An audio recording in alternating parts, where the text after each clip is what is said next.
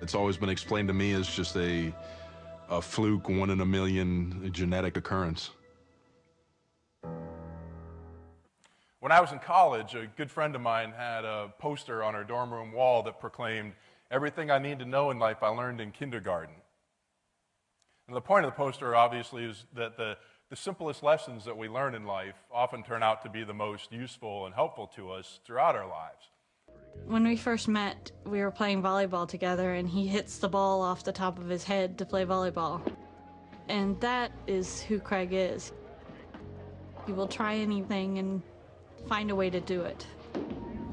Each of you has the ability to define your own potential in this world. What exactly do I mean by that, though? Very often in our lives, we find ourselves in situations where we basically have two choices as to how we can act, how we can respond. We can either allow the circumstances that surround us to define us and control us, or we can take control of those circumstances. What's difficult for me to do?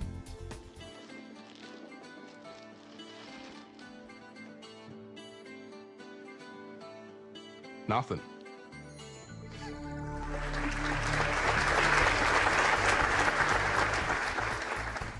My advice to all of you is to challenge yourselves every day. Every day, challenge yourself to find some way to take control of your circumstances. Live your life.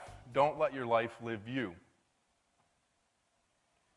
People often will approach me and express how amazed they are by all that I'm able to do.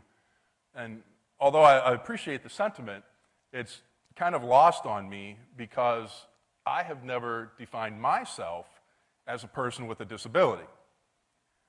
I think everybody faces challenges in their lives, whether they be physical, emotional, or mental challenges. And there are times in all of our lives when the challenges that we face can feel like they are overwhelming. Even Mother Teresa once said, "I know God won't give me anything that I can't handle. I just wish he didn't trust me so much." The man washed up on an uninhabited, deserted island. And every day the man would pray to be rescued, and every day he would survey the horizon looking for any kind of help, any ship, any plane, anything. And every day he would see nothing. Eventually, the man was able to build himself a little hut out of driftwood and palms in order to protect himself from the elements and store his few meager possessions. And one day, while the man was out foraging for food, he came back to find his little hut in flames with smoke rolling up to the sky. And the man was completely devastated. He felt the absolute worst had happened. He curled himself into a fetal position under a palm tree and just sobbed himself to sleep. And the next day, the man awoke to the sound of a ship pulling into the island. And they were there to rescue him. As he was being boarded onto the ship, the weary man asked of his rescuers, "How did you know I was here?" And they replied, "We saw your smoke signal." It's very easy to get discouraged and disheartened when bad things are happening to us and things have caused undue stress. But it's very important that we never lose hope, because opportunity is at work in our lives always, even in the midst of pain and suffering and stress. Now, I know there's a lot of people out there that would think, that being born without arms and legs would be just about the worst thing that could happen to a guy. But I'm here to tell you, after living 38 years in this skin, that if I were tomorrow to meet a magic genie who offered me the opportunity to start my life over again with a fully functioning set of limbs, but the only caveat being that I lose all my memories of this life, without hesitation, I'd say no, thank you.